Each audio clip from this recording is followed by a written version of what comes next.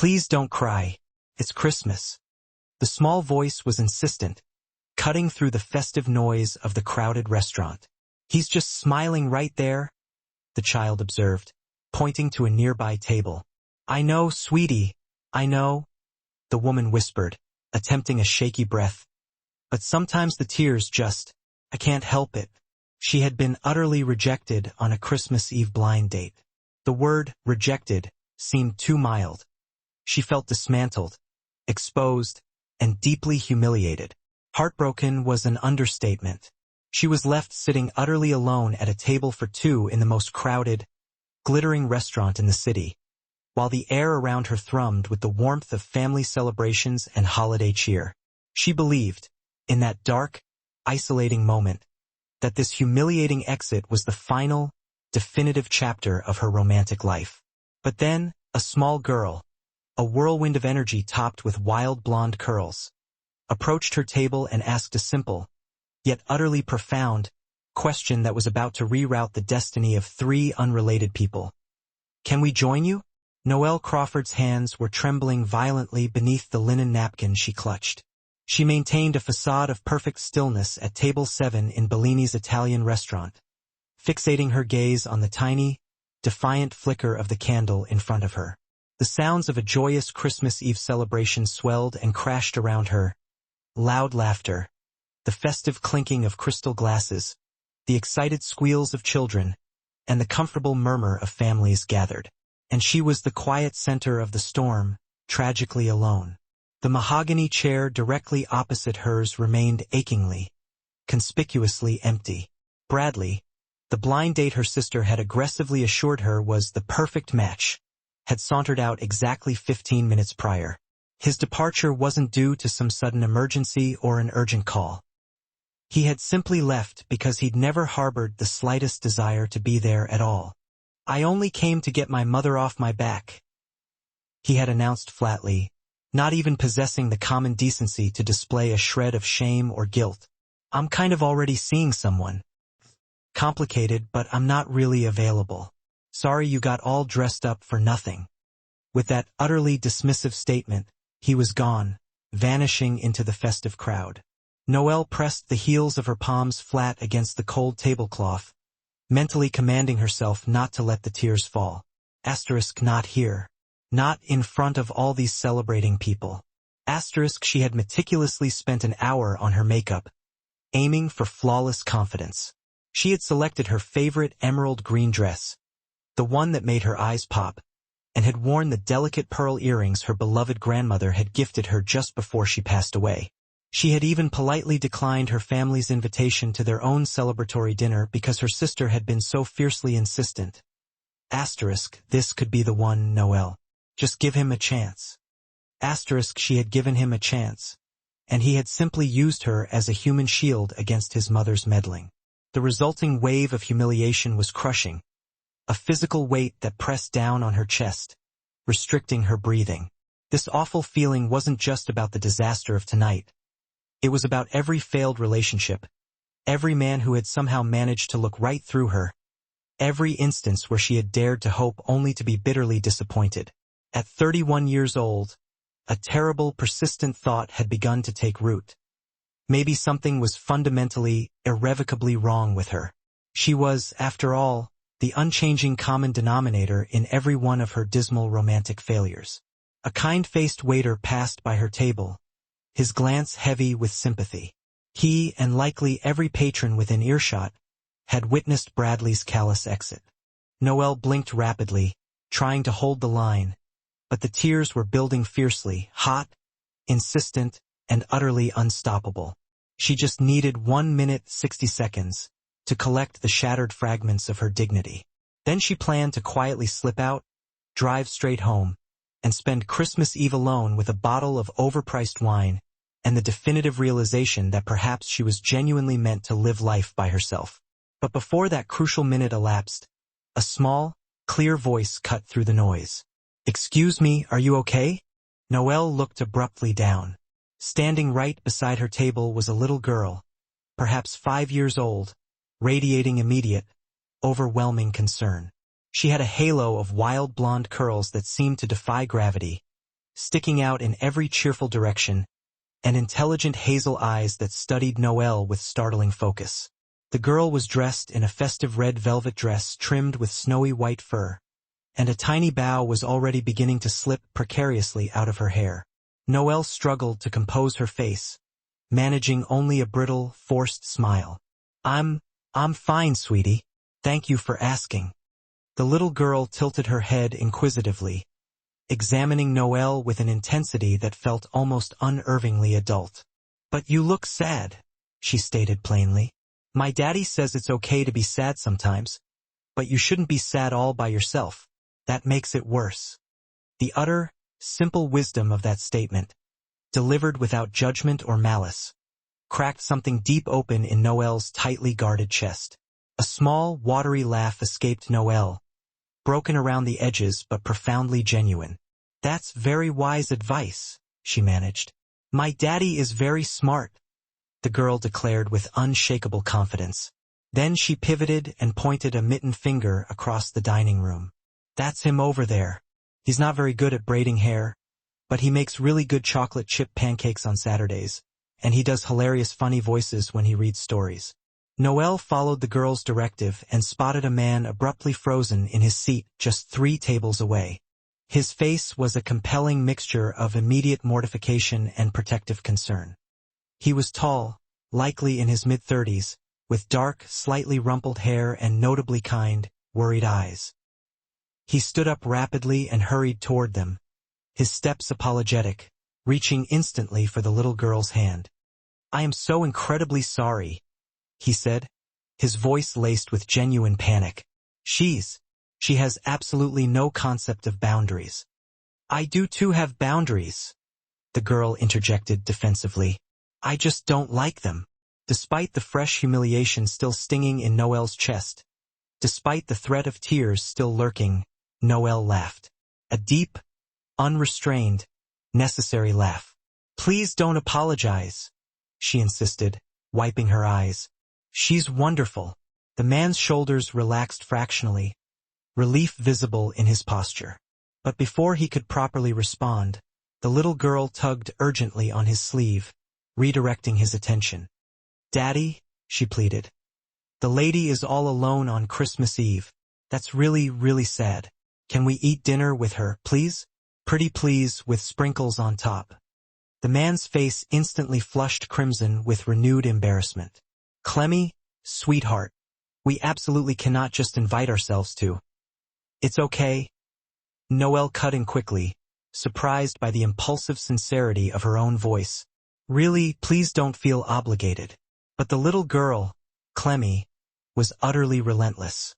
She looked up at Noelle with such profound, earnest hope that resistance felt nearly impossible. "Please," Clemmy urged. "I can tell you all about my Christmas list. I asked for a purple bicycle and also a dog, but Daddy says maybe on the dog.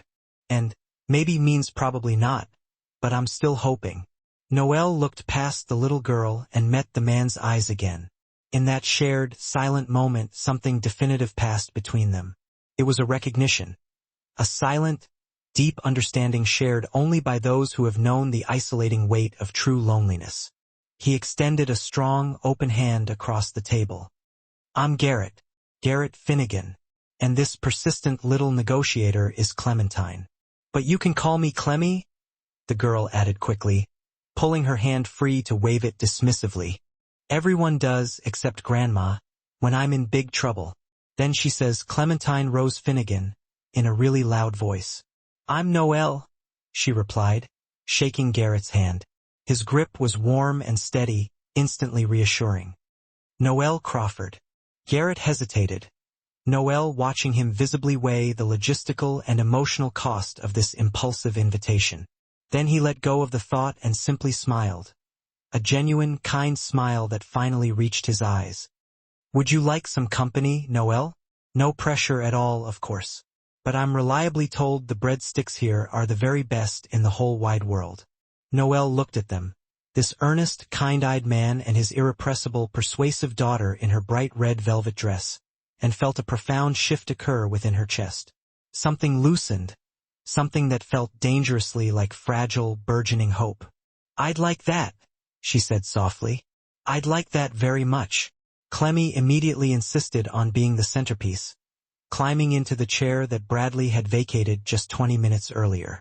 She launched instantly into a complex, detailed explanation of why Rapunzel was not only the best but the most logical Disney princess. "She has the longest hair," Clemmy declared, counting on her fingers.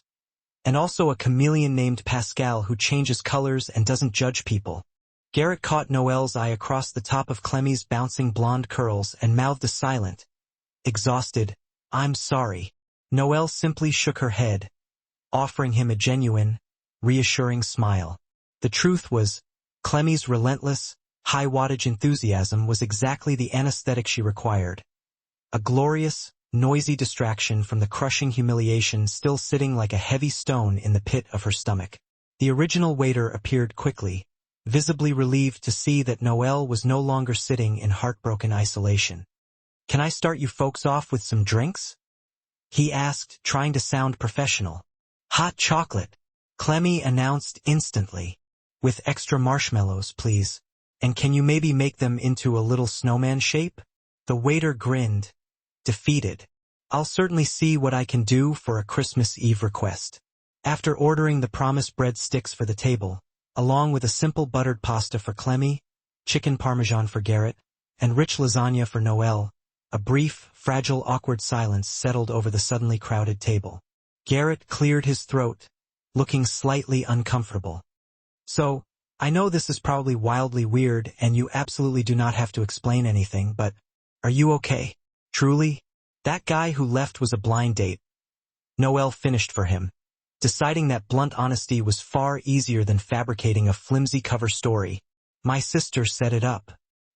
He showed up a solid 20 minutes late and then proceeded to inform me he was only here to appease his mother. Apparently he's sort of seeing someone, but came anyway just so he could tell his mom he tried. Garrett's jaw tightened visibly, his eyes reflecting genuine outrage. I don't even have the words for how profoundly horrible that behavior is." "It's Christmas Eve," Noelle whispered, and despite her absolute best efforts, her voice cracked, betraying the depth of her hurt. "I turned down dinner with my family for this. I actually thought—" She abruptly stopped herself, shaking her head sharply. "Sorry, you don't need to hear all this miserable self-pity. That man is a jerkface," Clemmy declared immediately, her tone filled with such absolute, righteous conviction that both adults simultaneously burst out laughing. "Clemmy?" Garrett said, trying, and utterly failing, to sound properly stern. "We do not call people jerk faces. But he is one, Daddy. He made Miss Noelle sad on Christmas Eve. That's what jerk faces do." Garrett let out a small, conflicted sigh. "You're not wrong, sweetheart, conceptually, but we still can't say it out loud." "Can I think it really loud?" "Yes," Garrett conceded instantly. "You can think it as loud as you want." Noelle quickly wiped her eyes, genuinely surprised to find that her face was now split by a wide, heartfelt smile. "Thank you, Clemmy," she said, her voice soft, "for defending my honor." Clemmy reached across the table and patted Noelle's hand with such profound seriousness it was almost comical. "You're welcome. My daddy says good people shouldn't be sad. And you seem like a really good people." The promised breadsticks arrived, fragrant and warm. Clemmy immediately snatched one, taking a massive bite and declaring through a mouthful of dough that they were, precisely as she'd predicted, the best in the whole wide world. Between determined bites, she subjected Noelle to a rapid-fire interrogation. "What's your favorite color?" "Green, like this dress." "Do you like dogs?" "I love dogs." "Do you think Daddy should let me get a dog?" Garrett interjected quickly, a weary smile on his face. "Clemmy, you absolutely cannot recruit strangers to your domestic causes." "She's not a stranger anymore, Daddy," Clemmy corrected him decisively. "She's Miss Noelle. That's totally different."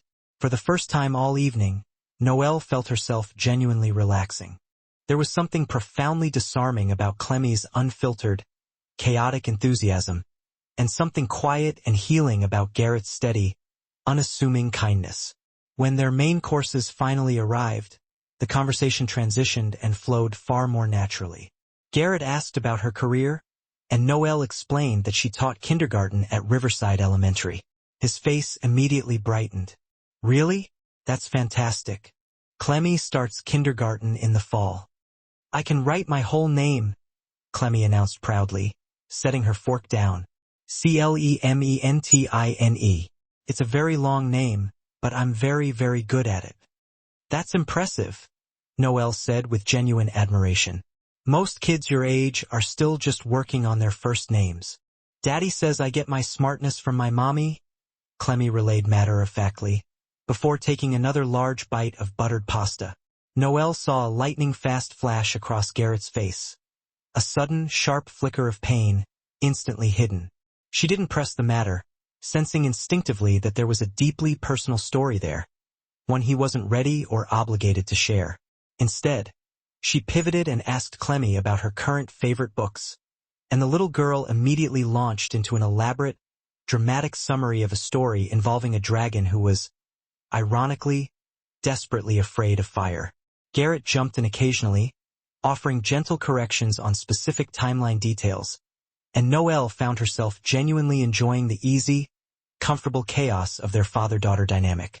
When Clemmy finally excused herself to go to the bathroom, with Garrett supervising discreetly from a distance, Noelle sat back in her chair and took a deep, restorative breath. An hour ago, she had been on the precarious edge of a total emotional breakdown. Now she was laughing, actually freely laughing. How had this radical transformation occurred? Garrett soon returned with Clemmy, who had somehow leveraged the Christmas Eve spirit to convince him to allow her dessert. Just a small one, he'd compromised. It's Christmas Eve. We can break the rules a little. Rules are made to be broken, Clemmy pronounced wisely. Grandma Helen says that all the time. Grandma Helen says that when she sneaks you extra cookies, sweetheart, not as a core life philosophy, Garrett countered dryly. Noelle found herself easily sharing stories about her own family. Her older sister, who meant well but was persistently attempting to micromanage Noelle's dysfunctional love life. Her parents, who resided in Charlottesville and still habitually treated her like she was 18 years old.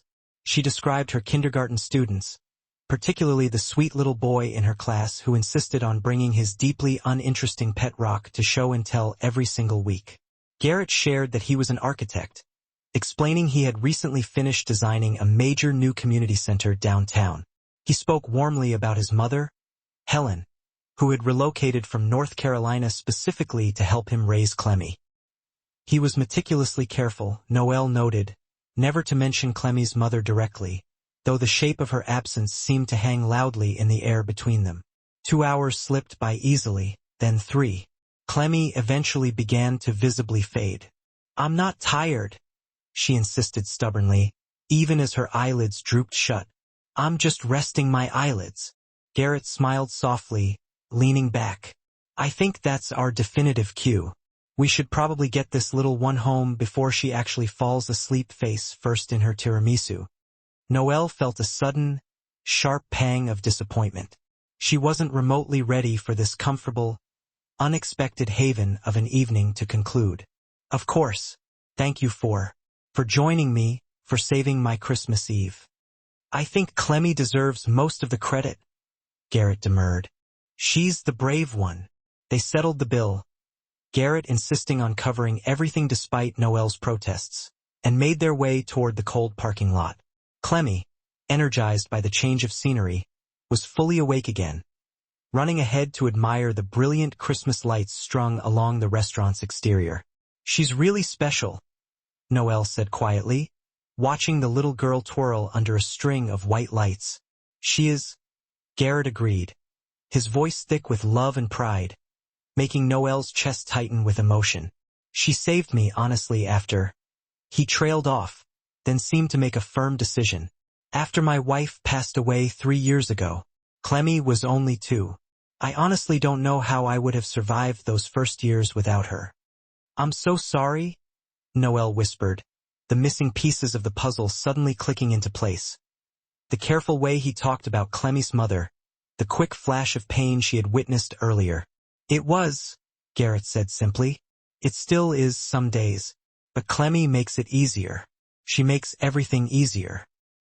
He turned to look directly at Noelle, his expression open and earnest under the glow of the exterior lamps.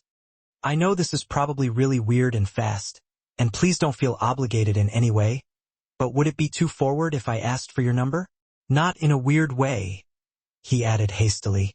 I'd really like to see you again if you're open to it. Noelle felt a sudden, hopeful warmth bloom softly in her chest, chasing away the cold memory of Bradley. I'd like that too, she replied.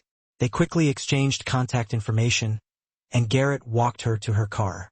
Clemmy insisted on a farewell hug, wrapping her small arms tightly around Noelle's waist with surprising strength. I'm really glad we found you, Clemmy whispered fiercely into Noelle's dress. You have a nice smile. You should smile more. Noelle's eyes suddenly stung with fresh tears, but she realized instantly that these were different tears. They were better. Tears of relief, surprise, and genuine gratitude. I'm glad you found me too, Clemmy, she managed, her voice thick. Very glad. As Noelle drove home through the quiet, twinkling streets that night, she kept replaying the entire evening in meticulous detail. Bradley's casual cruelty, her subsequent despair, and then the sound of Clemmy's small voice asking if she was okay. Garrett's calm, steady kindness. 3 hours of profound, unexpected connection. She had walked into Bellini's expecting utter heartbreak and left with what? Hope. Possibility. She wasn't entirely sure yet, but for the first time in a very long time, she was genuinely excited to find out. Garrett texted her the very next morning, Christmas Day. Garrett, Merry Christmas, Noelle. CLE wanted me to tell you that Santa brought her the purple bicycle, but definitively not the dog. She is accepting this difficult situation with grace and dignity. Read. She cried for exactly 10 minutes. Noelle laughed out loud, holding her phone. Noelle, Merry Christmas to you both. Please tell CLE I am very sorry about the dog situation. Maybe next year? Garrett, you just gave her hope for the next 365 days. You realize that, right? She's already started planning her Christmas list for next year. Noelle? Sorry, not sorry. Garrett. Listen, I know it's Christmas Day and you're probably neck-deep in family obligations, but I was wondering, would you want to grab coffee sometime this week? Just us. No 5-year-old chaperone, much as I adore her company. Noelle, I'd love that. They arranged to meet at a cozy little cafe situated near the James River on December 27th. Garrett arrived a full 5 minutes early, looking endearingly nervous as he fidgeted slightly near the entrance. He wore a heavy navy blue sweater that expertly brought out the warmth in his eyes, and he held the door open for her with a charming, old-fashioned courtesy. They ordered specialized coffees and found a quiet table by the window, where the weak winter sunlight managed to filter through the glass. And then they simply talked. They talked about everything. Garrett opened up about college, about meeting Marissa at a raucous party during junior year, and how they had painstakingly built a wonderful, shared life together in Richmond. He told her the devastating details of the diagnosis, the rare autoimmune condition that began attacking Marissa's organs one by one, and described the grueling 8 months of fighting that followed. She was so strong, he admitted, staring intently into the surface of his coffee cup. Even right at the very end, she was only thinking about Clemmy, documenting every detail, making sure I knew exactly how to braid her hair, what songs she insisted on hearing before bed, how to handle the specific kind of nightmares she got. She made me promise I would keep living, that I wouldn't just completely shut down. Did you? Noelle asked gently, leaning forward. Did you keep living? Garrett remained silent for a long, heavy moment. Not at first. The first year was purely survival, just getting through each day, making sure Clemmy was fed and safe. My mom moved in, which was a lifeline, but I was so angry, Noelle, at everything, at the unfairness of the universe, at myself for not being able to somehow fix the impossible. That's absolutely understandable, Noelle murmured. But it wasn't fair to Clemmy. She had lost her mother, and she needed her father, and I was just hollow. He looked up, finally meeting Noelle's gaze, his eyes vulnerable. But she kept pulling me back. She'd demand I read silly stories, or ask me to play tea party, or drag me onto the floor to watch ridiculously loud cartoons, and eventually, slowly, I started to feel things again. Started to remember what genuine joy felt like. Noel reached across the small, wooden table and gently took his hand, offering silent, steady support. You are a good father, Garrett. Anyone can see that you are trying. I am trying to be, he replied, squeezing her hand briefly. It's the most important thing I'll ever do. Then it was Noelle's turn. She spoke candidly about her string of disastrous relationships. The men who were perpetually emotionally unavailable, those still desperately hung up on ex-girlfriends, or the ones simply not interested in anything remotely serious. She relayed the details of Bradley and the mortification of Christmas Eve, though now, viewed from this emotional distance, the event felt significantly less devastating. I was genuinely starting to think I was the problem, she confessed. That maybe I was asking for too much, or expecting a kind of relationship that simply doesn't exist anymore. You are absolutely not the problem, Garrett stated firmly, his voice unwavering. Trust me on that, Noel. Those men were simply idiots who couldn't recognize something real and wonderful when it was right in front of them. That's a kind thing to say, she replied, smiling softly. It's a true thing to say.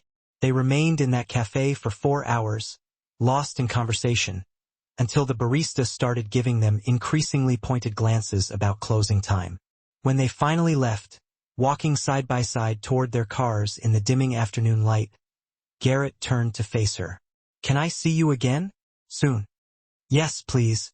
Their second date was a comfortable dinner at a neighborhood Thai restaurant Noel loved. Their third was a bustling Saturday afternoon spent at the park with Clemmy, who utilized the swings for 2 straight hours, and then declared it the best day ever, even better than my birthday. Garrett remained notably cautious. Noel could sense his constant vigilance. He was fiercely protecting Clemmy, making absolutely sure that this budding connection was stable and genuine before fully integrating Noel into the core of their delicate family unit. She respected and appreciated this boundary. It showed he was thoughtful, prioritizing his daughter's vulnerable heart above all else. But slowly, steadily, over the weeks and months that followed, something beautiful, solid, and undeniable began to form. In March, they decided to take Clemmy to the city zoo. It was a perfect spring day, warm and pleasant, but not hot, with a gentle breeze carrying the fresh scent of blooming flowers.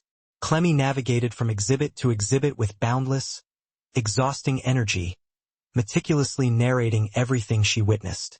Look, Daddy, she shrieked near the primate enclosure. That monkey is eating a banana exactly the way you eat bananas. He's not peeling it all the way first either. Garrett rolled his eyes dramatically toward Noel. I am now being judged simultaneously by my own daughter and a wild monkey. This feels like a new low in my parenting career. Noel laughed freely.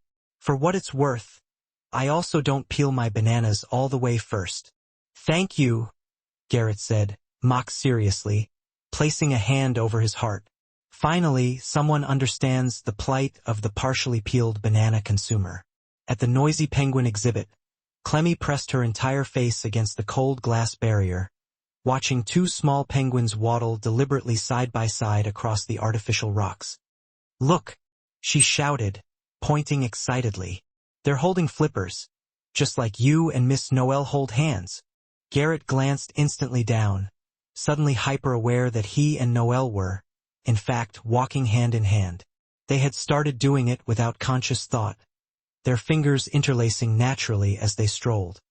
She's right, Noel said, her voice dropping soft and serious. We are a bit like the penguins. Penguins mate for life, you know. She saw Garrett's eyes widen slightly. Not that I'm saying anything. I didn't mean to imply that. That came out completely wrong. Noel squeezed his hand gently, smiling at his sudden panic. I know exactly what you meant, Garrett. And for the record, I like penguins. Something solid, sure, and quietly permanent settled into place between them in that beautiful public moment. In May, Clemmy celebrated her kindergarten spring recital. She had been assigned the highly coveted role of a flower in a large production about the changing seasons. Specifically, a tulip, which she had informed everyone was the most essential flower because it comes first in spring. Noelle sat next to Garrett's mother, Helen, a petite woman with meticulously styled silver hair and sharp, assessing eyes that seemed incapable of missing anything. Helen had been consistently polite but notably reserved during their few encounters, and Noelle was keenly aware that she was currently undergoing a thorough, silent evaluation. "So," Helen finally said, her voice crisp, as they waited for the lights to dim, "Garrett tells me you're a teacher." "Yes, ma'am. Kindergarten at Riverside Elementary." "A very good school," Helen acknowledged with a subtle nod. "Clemmy will be attending there this fall." "I know. Garrett mentioned it. I'm not sure if she'll be in my class. It depends on the assignments, but I'll keep an eye out for her either way." Helen studied her for a long, weighty moment, her expression unreadable. "My son has been through a lot, Noelle. More than anyone should have to bear." "I know," Noelle said quietly, her voice full of genuine sympathy. "Clemmy is his whole world. He'd do anything for her." "I know that, too." Helen's rigid posture softened fractionally, a minuscule shift that meant everything. "You seem like a good person, Noelle. Garrett doesn't trust easily anymore, not after everything, but he trusts you. That means something." The house lights of the school auditorium dimmed fully before Noelle could formulate a response, and the low, expectant murmur of the crowd died down as the curtain rose. The children filed onto the stage, a riot of color in their handmade flower costumes. Clemmy, dazzling and vibrant as a bright red tulip, spotted them in the audience almost instantly and waved a frantic, enthusiastic hand. After the performance, they walked through the chilly evening air toward the parking lot. Helen lagged slightly behind, then pulled Noelle back, dropping her voice to a conspiratorial stage whisper for Garrett to hear. "She's a keeper, Garrett," she called over her shoulder, a rare note of genuine approval in her tone. "Don't mess this up." Garrett threw his head back and groaned theatrically. "Thanks for the vote of confidence, Mom." But Noelle saw him smile, a genuine, unguarded lift of his lips, confirming that Helen's acknowledgement was monumental. "Have you ever felt like you were exactly where you were supposed to be? Like all the wrong turns and disappointments were actually leading you somewhere specific?" That's what Noelle felt when Garrett suggested a family trip to Virginia Beach in July. "Family trip," he'd said casually, the two words dropping into the conversation like stones in still water. The weight of the word had hung in the air between them, resonating with profound meaning. Asterisk family? Asterisk not we're bringing Clemmy along. Not it'll be the three of us. Asterisk family.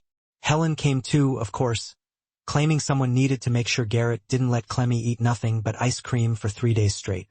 But Noelle suspected Helen just wanted to watch them together, to observe the dynamics and see if this thing between Garrett and Noelle was as real, as solid as it seemed. It was. Clemmy built vast sand castles with an architectural precision that made Garrett beam with proprietary pride. "That's my girl. Strong foundation, good structural support. Daddy, it's a sand castle, not a building." "All castles are buildings, sweetheart. Even sand ones," he corrected, ruffling her hair. Noelle spent hours helping Clemmy collect shells, their hands sticky with salt water and sand. They spent an entire afternoon sorting the haul by color and size, creating elaborate categories. The shiny blue ones, the little swirly ones. That only made sense to a 5-year-old and the patient adult kneeling beside her. Helen watched the meticulous shell sorting from her shaded beach chair, reading a thick mystery novel but occasionally glancing up with an expression that looked almost startlingly like approval. On their second evening, after Clemmy had finally succumbed to exhaustion and fallen asleep in the hotel room, and Helen had graciously volunteered to stay with the slumbering child, Garrett asked Noelle if she wanted to walk along the beach. The moon was full, suspended low over the dark water like a freshly minted silver coin. The waves offered a gentle, rhythmic hush, a soothing soundtrack to their deepening connection. They walked in comfortable silence for a while, their shoes dangling from their hands, feet sinking into the cool, firm wet sand near the waterline. "I need to tell you something," Garrett said, stopping suddenly. Noelle stopped walking too, turning to face him. "You don't have to if you're not ready." "I want to," he insisted, You deserve to know, and I need to say it out loud to you. What? Noelle asked softly, her heart beginning a nervous drumbeat. That you were supposed to be part of our lives, that we needed you. He turned fully toward her, taking both her hands in his, anchoring her presence. I'm not trying to replace Marissa. I could never do that, and I wouldn't want to. She'll always be Clemmie's mother, he said, his voice raw with sincerity. But I think there's room in our lives for more love. For you. If you want that. Noelle felt tears spill instantly down her cheeks, hot and unstoppable. I want that so much. It won't always be easy, he warned, his thumb stroking her palm. Clemmie has nightmares sometimes. She asks about her mom. I'm still figuring out how to be both parents. And I'm terrified of screwing this up, of letting her down, of letting you down. You won't, Noelle said, shaking her head fiercely. And even if you did, we'd figure it out together. That's what people do when they love each other. The words, simple and profound, hung in the salty air between them. Noelle froze, realizing the magnitude of what she had just said. She'd said, love out loud. She waited for the expected wave of panic to set in, but it never came, because the feeling was undeniably perfectly true. You love me? Garrett asked, his voice barely above a whisper, laced with disbelief and hope. Yes, I love you, both of you. I didn't expect it to happen this fast, but it did, and I'm not sorry. Garrett pulled her into his arms, holding her so tightly that she could feel the powerful, accelerating rhythm of his heartbeat against her chest. I love you too, Noelle. Jez, I love you too. They stood there for a long, beautiful time, wrapped in each other's warmth while the gentle waves rolled in and the moon watched overhead. In that moment, Noelle felt the last, tiny piece of her broken heart click back into place, sealing the cracks and making her whole again. In August, Clemmie turned 6. Her party was held at the local park, a chaotic masterpiece complete with a huge bouncy castle, a patient face painter, and more pastel-frosted cupcakes than any group of 6-year-olds could reasonably consume. Noelle had helped Garrett plan every logistical detail, and watching him stress over whether they'd ordered enough juice boxes had been both endearing and hilarious. It's a birthday party, not a military operation, she teased, leaning against the picnic table. Tell that to 6-year-olds when they run out of juice, he muttered, checking the inventory again. The party was a loud, happy, chaotic success. Clemmie ran around with her friends, her face transformed into a shimmering butterfly, her delighted laughter carrying across the park. Helen managed the gift table with the austere efficiency of a seasoned general directing troops. And Garrett spent most of the afternoon standing guard, making sure no child performed unauthorized aerial acrobatics that might lead to falling out of the bouncy castle. As the party wound down and parents started collecting their exhausted, sticky-faced children, Clemmie sought out Noelle, who was sitting quietly at one of the picnic tables. Did you have fun? Noelle asked, pulling Clemmie onto her lap, inhaling the sweet smell of sugar and sweat and park dust. The best fun ever. This was the best birthday ever. I'm so glad, sweetie. Clemmie was quiet for a moment, her tiny fingers playing thoughtfully with a strand of Noelle's hair. Then she looked up, her hazel eyes serious and focused. Miss Noelle, can I ask you something? Of course, anything. Are you going to come to all my birthday parties? Like every single one? Noelle's heart gave a sudden, painful lurch. This was the moment. I'd like that very much if you want me to. I do want you to. I want you to come to all of them, forever and ever. Clemmie paused, her little face scrunching up in intense concentration, articulating a logic far older than her years. I want you to be my family, like how Grandma Helen is my family. Can you be my family, too? Noelle felt the immediate, stinging buildup of tears behind her eyes. Oh, Clemmie. Because I love you, Clemmie continued, as if stating the simplest, most undeniable truth in the world. And Daddy loves you too, I can tell. And you love us too, right? So much, Noelle managed to choke out, struggling against the sudden swell of emotion. I love you so much. Then you should be my family. That's how it works. Clemmie wrapped her arms tightly around Noelle's neck, the butterfly face paint leaving a faint smear of glitter on Noelle's shoulder. Can you be mine? Noelle looked over Clemmie's shoulder and saw Garrett watching them from across the expanse of the park. Their eyes met, and even from a distance, she could clearly read the intense, raw emotion, relief, hope, and vulnerability written on his face. Yes, Noelle whispered into Clemmie's wild, soft hair. I can be yours. I want to be yours. Good, Clem said, satisfied, releasing her hug. That settled, then. Later that night, after Clemmie had finally crashed from a spectacular sugar overload and Helen had gone home with a minimum of fuss, Garrett told Noelle what Clemmie had said to him earlier in the day. She asked me if you could be her family, he said, pulling Noelle close on the sofa, settling her against his chest. She wanted to know if that was allowed, if it was okay for her to love you like that. What did you tell her? Noelle asked, tracing the line of his jaw. I told her it was more than okay. I told her it was wonderful. He kissed Noelle's forehead, the gesture tender and proprietary. She sees what I see, that you're special, that you're meant to be with us. I see it too.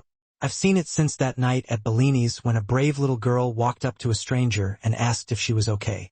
She's always been braver than me. Maybe, but you're pretty brave too, Garrett. Letting yourself love again after everything you've been through. That takes real courage.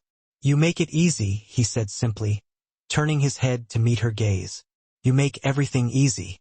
It was October when Garrett made the deliberate decision. 10 months had passed since that terrible Christmas Eve, and his life now looked completely, irrevocably different. Noelle was an integral, fluid part of their daily routine. She came over for dinner several nights a week, joined them for weekend outings, and texted him throughout the day with funny, often detailed stories from her classroom. Clemmie had started calling her Ms. Noelle less and just Noelle more. And sometimes, when she was tired or particularly comfortable, she'd slip and call her Mommy, quickly correcting herself with a rush of embarrassed giggles. Garrett knew what he wanted.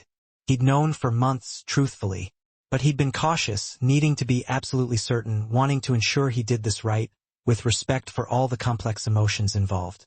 He called the restaurant and made a careful reservation. Table 7, the very same booth where Noelle had been sitting alone, where Clemmie had first approached her, where everything had started its long, slow turn.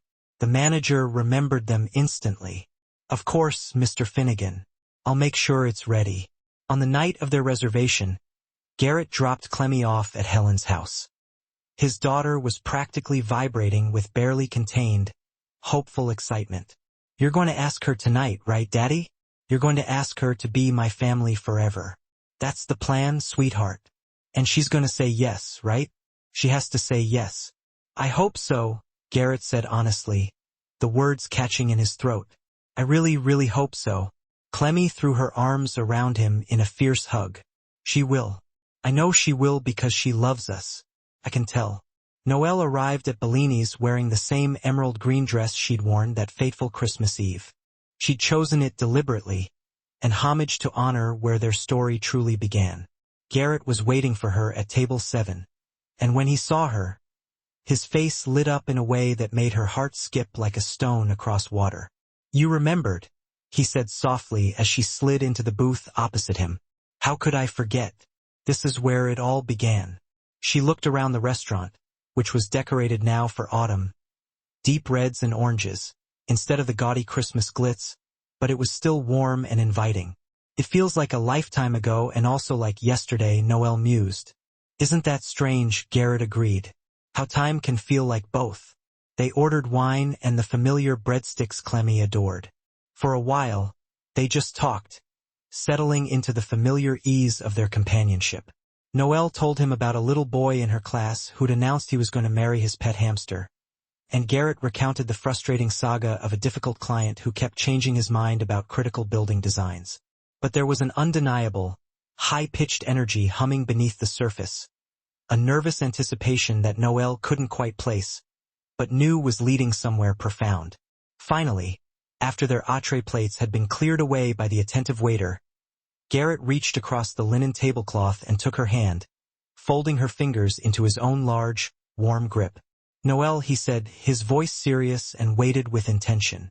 Do you remember this place? She smiled, a tiny, genuine curl of her lips. Of course. This is where we met. This is where you were sitting, alone and heartbroken because some idiot didn't see what was right in front of him. This is where my daughter, who was braver than I'll ever be, walked up to you and asked if you were okay. This is where everything changed. Noelle's heart was starting to race so hard she could hear the blood rushing in her ears. Garrett, these past 10 months have been. I don't even have the words. You've been so patient with me, so understanding about everything, about Marissa, about my fears, about taking things slow. You've never once tried to replace what I lost, he continued, his gaze locked on hers. You've just added to it, made it bigger, made it better. Tears were building in Noelle's eyes now, threatening to overflow, and she could see Garrett was fighting his own tidal wave of emotion. I love you, he said, his voice steady despite the raw emotion behind it. Clemmy loves you. She actually asked me if you could be hers, and I don't want to imagine my life without you in it. I spent 3 years thinking I'd never feel this way again. And then you were here, sitting at this table. And Clemmy was braver than I've ever been. He stood up, and for a heart-stopping moment Noelle thought he was going to drop to one knee. But no, he wasn't kneeling. He wasn't proposing, not yet. He was just standing, pulling her gently to her feet so they were eye level, holding both her hands tightly in his. I'm not asking you to marry me, he said, and Noelle's heart performed a complicated, dizzying flip-flop somewhere between sharp disappointment and profound relief. Not tonight, because I want to do this right, and I want Clemmy to be part of it when that time comes. He squeezed her hands once. But I am asking you, will you be part of our family? Will you let us be part of yours? Will you take this chance with us? Yes, Noelle said instantly, not even needing a second to think about the answer. Yes, Garrett. To all of it. Yes. He pulled her into his arms, holding her like she was something infinitely precious. Something he'd been searching for, unknowingly, for years. As she melted into his embrace, Noelle felt the last lingering doubt, the last shadow of that terrible Christmas Eve, finally and completely dissolve. She had come to this restaurant broken and alone, and now, standing here with him, she was whole. Garrett called Clemmy the moment they stepped out of the warm restaurant and into the crisp October air. Helen answered the phone, sounding highly amused. She's been sitting by the phone for the past hour. I'll put her on. There was a loud rustling sound, a heavy thump, and then Clemmy's voice exploded through the speaker. A high-pitched, excited squeal. Daddy, did you ask her? Did you ask her? What did she say? She said, yes, Garrett said, unable to keep the sheer joy out of his voice. Noelle is going to be part of our family. The resulting squeal was so loud and penetrating that both Garrett and Noelle had to momentarily hold the phone away from their ears. In the background, they could clearly hear Helen laughing, a deep, satisfied sound. I knew it, Clemmy shouted, triumphant. I knew she would say yes. I knew it the very first second I saw her. Daddy, I'm so happy. This is the best day ever. Even better than my birthday. Even better than when I got my purple bicycle. I'm pretty happy, too, sweetheart, Garrett said, looking at Noelle, who was simultaneously crying happy tears and laughing. Can we have pancakes tomorrow to celebrate? With chocolate chips? And can Noelle come, please, please, please?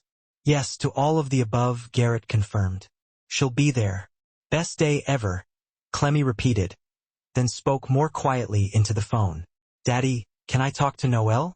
Garrett handed the phone over, and Noelle pressed the device to her ear, wiping her eyes quickly. Hi, Clemmy. Hi, Noelle.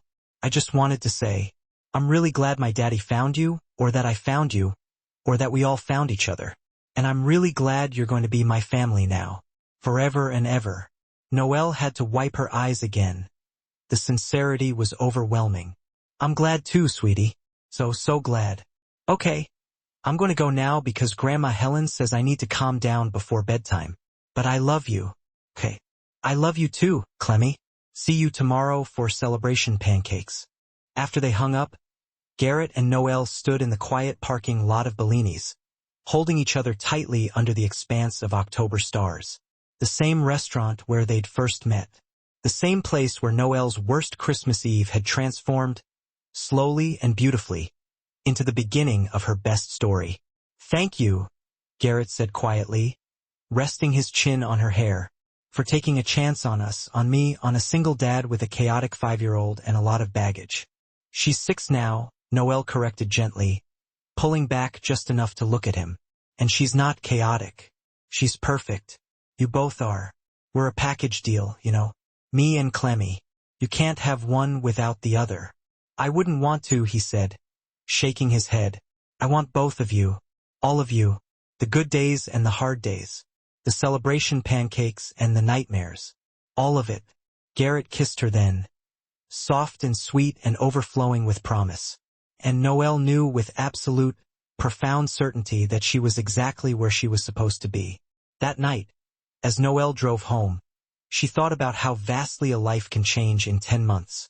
10 months ago, she'd been sitting at Bellini's, abandoned and humiliated, nursing the profound worry that something was fundamentally and irrevocably wrong with her.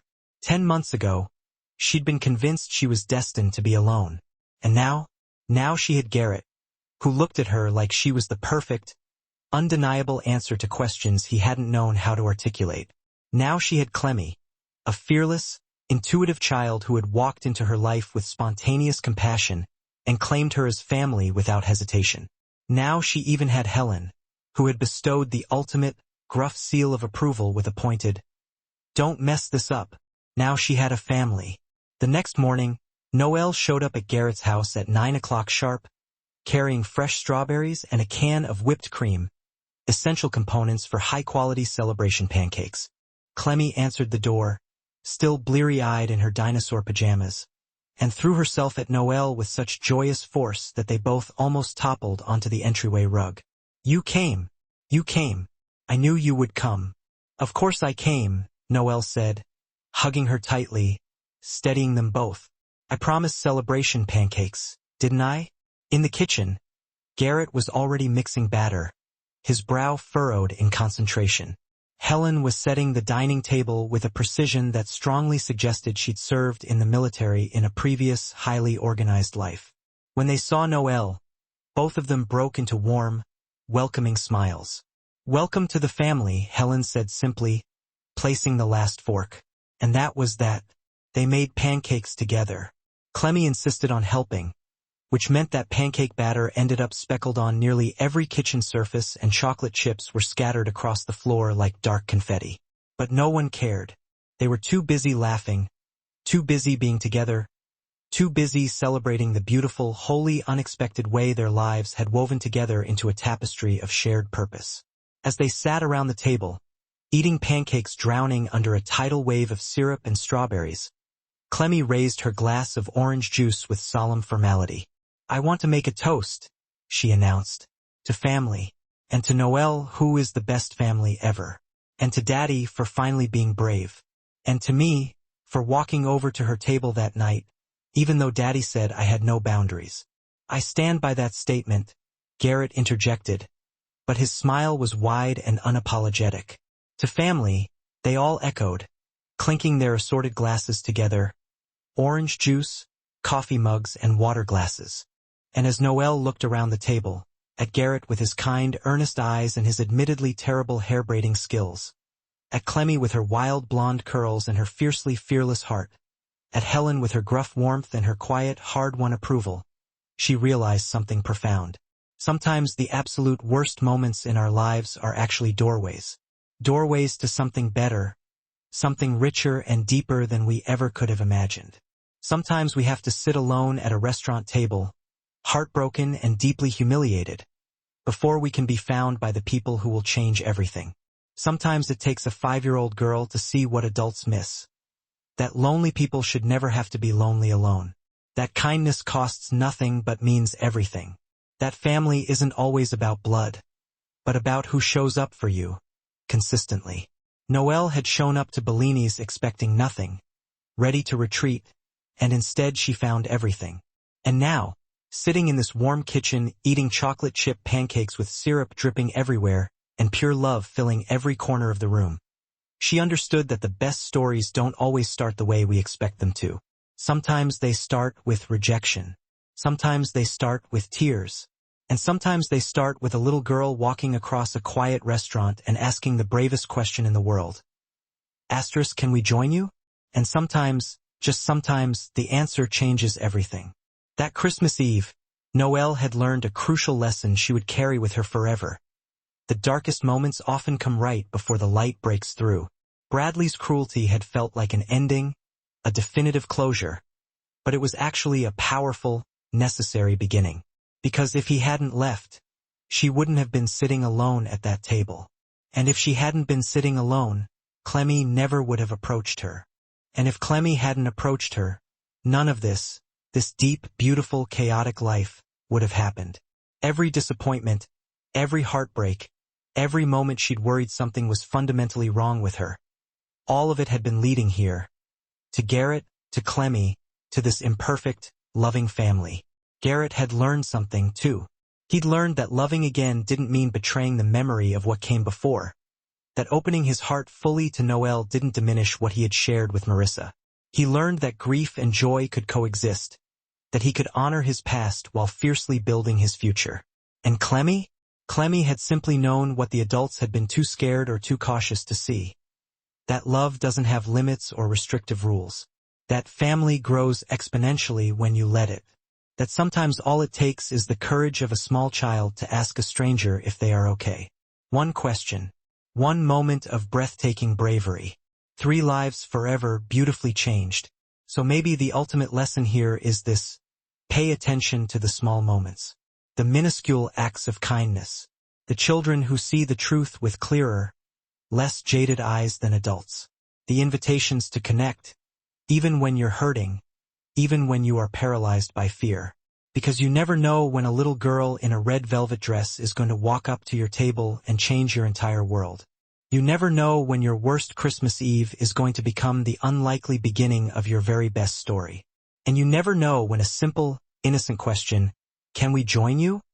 is going to turn out to be the perfect, profound answer to everything you've ever been searching for. Even when you were steeped in the deepest shadows and felt hope slipping away, if this journey managed to rekindle in you a flicker of belief, a conviction that unexpected, transformative beginnings are possible, then you have a sacred duty. Find the person standing on the edge of despair, the one who truly needs a lifeline of raw, honest hope, and share this truth with them. If this narrative resonated with your own heartbreaks and breakthroughs, consider joining our community. Subscribe now to immerse yourself in more intimate accounts exploring the beautiful chaos, the hard-won victories, and the truly miraculous ways individuals navigate the world's complexity only to discover the people they were meant to belong to. Hold this close to your soul. The crippling isolation you sometimes feel is a powerful illusion. You are never truly as utterly alone in the struggle as your weary mind tries to convince you that you are. Remember that family, not just the one defined by blood, but the one you choose, the one that holds your pieces, is often just suspended in time, patiently waiting. They are waiting for you, exactly as you are, to gather the sheer, terrifying courage necessary to open your mouth, take the risk, and finally say the words that unlock your belonging.